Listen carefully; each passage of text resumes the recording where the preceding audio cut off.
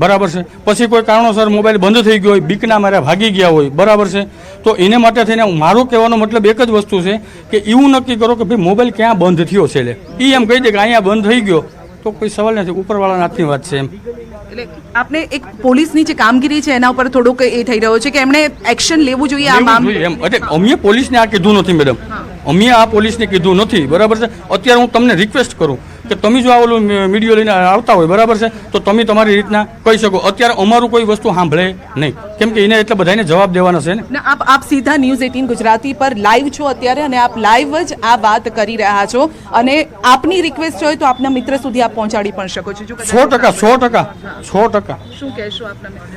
મારા નથી કહી શકાય એમ.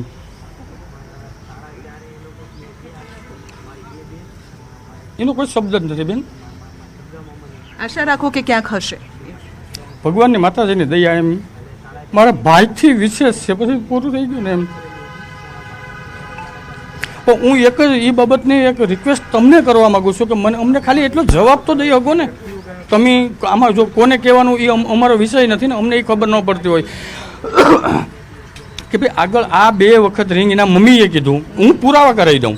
એના મમ્મી સાથે તમને વાત કરાવીને, કેમ કે એની 75 વર્ષની ઉંમર છે, એ ખોટું તો ન જ બોલે ને, બરાબર છે. હવે એને રાતે મેં એવું કીધું છે, મેં કીધું મારી કંઈ ઉપાધિ ન કરતા, ભાઈ ગમે અહીંયા બહાર ભાગી ગયા છે બીકના મારા. તો અહીંયા અત્યારે એના બેન છે એક વિકલાંગ છે, બરાબર, એ અત્યારે ત્યાં વીરપુર છે. એને અમે એવું કીધું કે બહાર ભાગી ગયા બીકના મારા, એટલે તમે ટેન્શન લેતા નહીં. પણ મને એવું કીધું, મને કે પ્રદીપભાઈ મેં 9:30 2 ફોન કર્યા તો 2 ફોન રિંગ પૂરી થઈ ગઈ, ત્રીજો ફોન કર્યો તો ફોન સ્વિચ ઓફ આવે ને 10 વાગ્યા સુધી હું રિંગ કરતો હતો ત્યાં સુધી અમારે એંગેજ આવતી હતી, રિંગ નહોતી ગઈ ને 10 વાગ્યા પછી મોબાઈલ સ્વિચ ઓફ આવ્યો.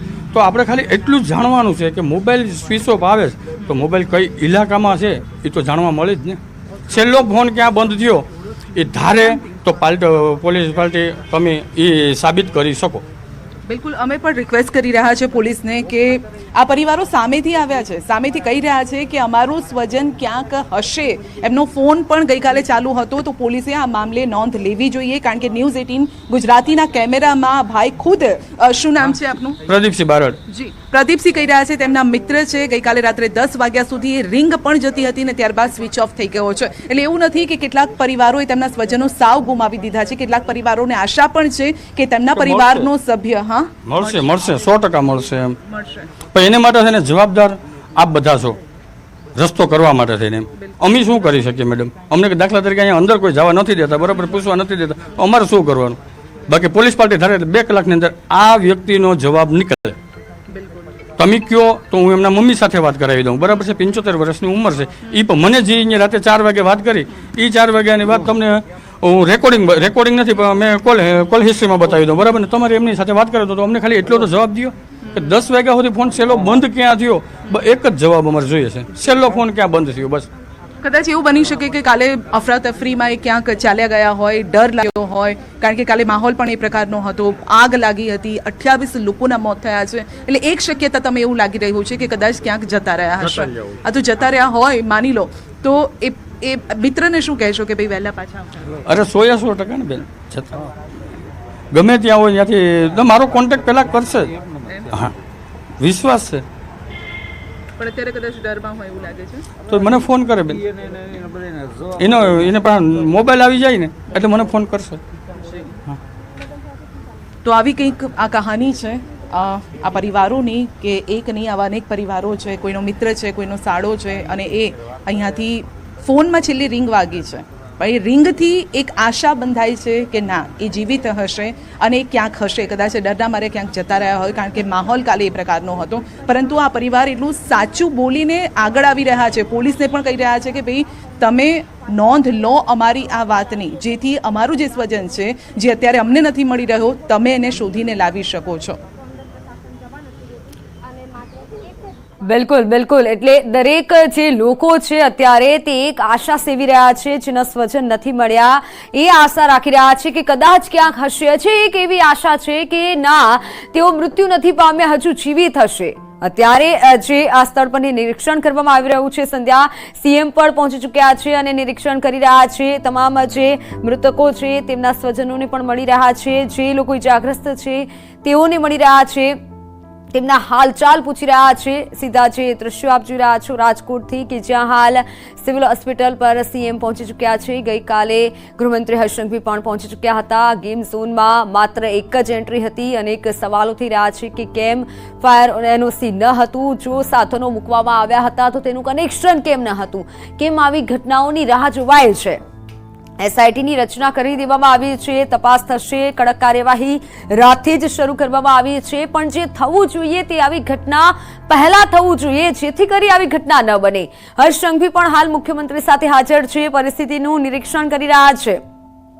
તમામ જે ઇજાગ્રસ્તો છે તેમના હાલચાલ પૂછી રહ્યા છે। ગઈકાલે સહાયની પણ જાહેરાત કરવામાં આવી છે, પરંતુ જે ગયા છે તે હવે ક્યારેય નહીં આવે। આ આક્રંદ તમે જોઈ રહ્યા છો। ઘણા એવા લોકો છે કે જે ત્યાં જોબ કરી રહ્યા હતા, કામ અર્થે ગયા હતા। એક યુવાન કે જેનો તો પહેલો દિવસ હતો, 20 વર્ષનો એ યુવાન કે જેનો પહેલો દિવસ હતો। એક દીકરી 20 વર્ષની કે જે ત્યાં નોકરી કરતી હતી, નજીકમાં ત્યાં રહેતી હતી, તેની જે બહેન છે તે આક્રંદ કરી રહી છે। મારી આશાને પાછી લાવો તેવું કહી રહી છે, એટલે પોતાની બહેનને પાછી બોલાવે છે, પરંતુ જે ગયું છે તે હવે ક્યારેય નથી આવવાનું, તે આપણે સૌ કોઈ જાણીએ છીએ।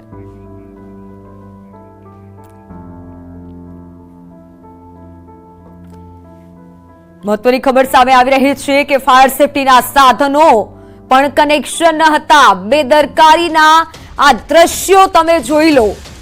એનઓસી વગર જ ગેમ ઝોન ચાલતું હતું, એટલે કે સાધનો મૂકવામાં આવ્યા હતા પરંતુ તેમાં કનેક્શન જ ન હતું અને આ ગેમ ઝોન ચાલતું હતું અને ધમધમતું હતું અને પાછું ત્યાં ઓફર મૂકવામાં આવી હતી। બેદરકારીના દ્રશ્યો તમે જ જોઈ લો કે જ્યાં તમામ પ્રકારના સાધનો તો રાખવામાં આવ્યા છે પરંતુ કનેક્શન નથી। આ શોભાના ગાંઠિયા સમાન આ સાધનો રાખવામાં આવ્યા છે અને આવી ઘટનાઓની રાહ જોવાય છે। જ્યારે કોઈ નવો મોલ કે કોઈ જગ્યા બનતી હોય છે ત્યારે ફાયર સેફટીના સાધનો જરૂરી હોય છે।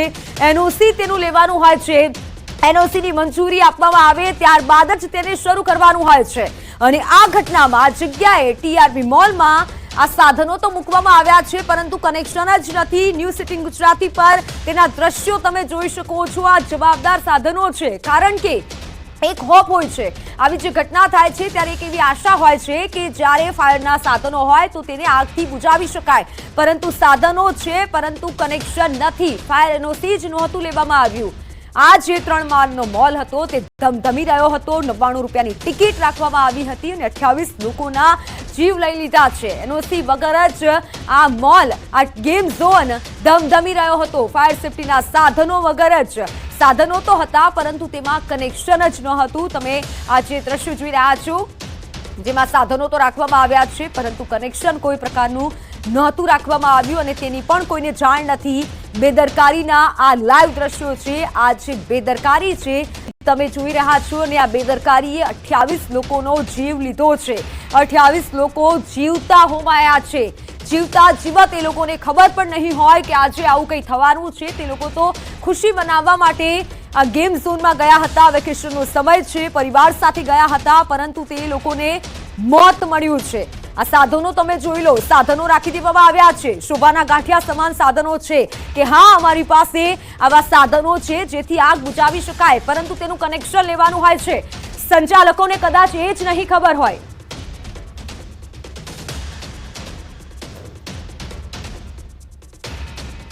સંવાદદાતા સંધ્યા જોડાયેલા છે, સહયોગી જી સંધ્યા।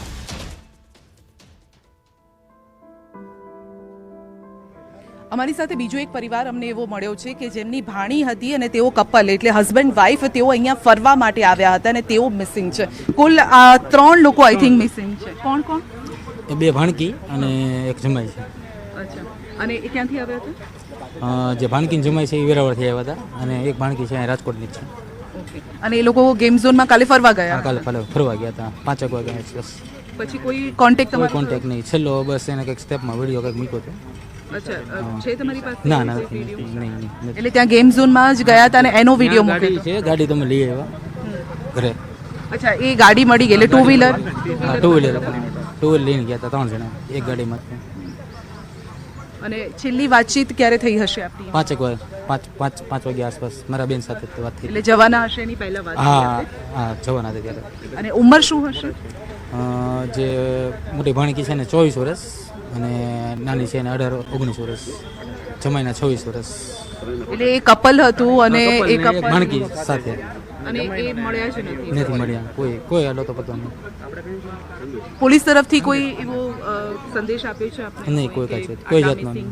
નહીં કંઈ ગઈકાલે ડીએનએ પણ લેવામાં આવ્યા છે એમ કે ડીએનએ લીધા છે. લીધા છે તમારા પરિવારના? અને પછી શું વાતચીત થઈ, શું કહેવું છે એમનું કે ક્યાં સુધી રિપોર્ટ આવશે, શું કહેશે? અત્યારે 10 વાગ્યા સુધીનું કીધું છે. આજે 10 વાગે રિપોર્ટ આપશે, તો આપ આ રિપોર્ટ લેવા માટે આવ્યા હશો એવું હું માનું છું. અને જે ગઈકાલે જે ડેડ બોડી અહીંયા પહોંચી છે એમાંથી એ કોઈ એવી વિગત આપને મળી રહી છે કે કદાચ એમાંથી ડેડ બોડી કોઈ હોઈ શકે કે એ પ્રકારે? ના, એવી કોઈ વિગત નથી. પોલીસે કશું જ નહીં, કોઈ જાત નહીં. કારણ કે અમે તો રાતે મોડા આવ્યા, પણ જે ઓલા ભાઈ અમારા છે ને એ સાથે હતા. અને જે કપલ છે, કારણ કે ઉંમર પણ નાની છે, એટલે કદાચ હું એવું વિચારી શકું કે થોડા સમયમાં જ કદાચ એમના મેરેજ કે એન્ગેજમેન્ટ થયા હશે. બીજા મહિનાની 29 તારીખ ફેબ્રુઆરી. એટલે 2-3 મહિના થયા. 2 મહિના. મેરેજ થયા હતા એમના? હા, મેરેજ. મેરેજને 2 જ મહિના થયા છે. એમનો ફોટો હશે આપની પાસે? કપલનો ફોટો છે, બતાવી શકશો અમને? તો લગ્નને ફક્ત 2 જ મહિના થયા છે. વેરાવળ તેઓ રહે છે. વેરાવળથી તેઓ અત્યારે ફરવા આવ્યા હતા, કારણ કે આ વેકેશનનો સમય છે ને વેકેશનમાં પરિવારના બીજા સભ્યોને પણ મળવા માટે મળતું હોય છે. ત્યારે આશા સાથે કદાચ આવ્યા હશે કે પરિવારના બધા જ લોકો એકસાથે રહીશું, મળીશું. અને એ કાલે ખુશી મનાવવા ગયા હતા. એ જે કપલ છે, 24 વર્ષની ઉંમર છે એ દીકરીની, એના હસબન્ડની ઉંમર 26 વર્ષની છે. અને જે દીકરી છે એની નાની બહેન પણ લગભગ આપ જોઈ શકો છો કે આ હું બતાવી રહી છું. આ બંને 24 વર્ષની આ દીકરી છે ને નામ ભાઈ શું કીધું? ખુશાલી. અને ભાઈનું નામ વિવેક. તો ખુશાલી, આપ જોઈ રહ્યા છો કે ખુશાલી અને આ વિવેક ગઈકાલે 5 વાગે ઘરેથી નીકળ્યા છે અને ત્યારબાદ મિસિંગ છે. અને આ સાથે ત્રીજી એક વ્યક્તિ પણ તેમની સાથે હતી, એની સગી નાની બહેન છે. આપ જોઈ શકો છો કે આ સગી નાની બહેન છે. આ બંને દીકરીઓ, એ બંને સગી બહેનો છે. અને સગી બહેનો આપણે આશા રાખીએ કે જીવિત જ હોય, પરંતુ અત્યારે કોઈ જ ખબર નથી. જો કે પરિવારનો ડીએનએ લેવામાં આવ્યો છે. આપ જોઈ શકો છો કે જે ફોટો પણ છે એ ભગવાનના શરણોમાં છે, શિવના શરણોમાં છે. અને શિવના શરણોમાં કદાચ તેઓ પ્રાર્થના કરવા ગઈ હશે કે અમારો જે પરિવાર છે સુખી રાખો. 2 જ મહિના થયા હતા આ લગ્નને, અને કોને ખબર હતી કે વેરાવળથી જેઓ અહીંયા આવશે તો કંઈક કદાચ આવી ઘટનાના સાક્ષી તેઓ બનશે, આવી ઘટના તેમની સાથે બનશે. વિચાર્યું પણ નહીં હોય આવું ક્યારેય પણ કે ભાઈ આવું બની શકે અહીંયા.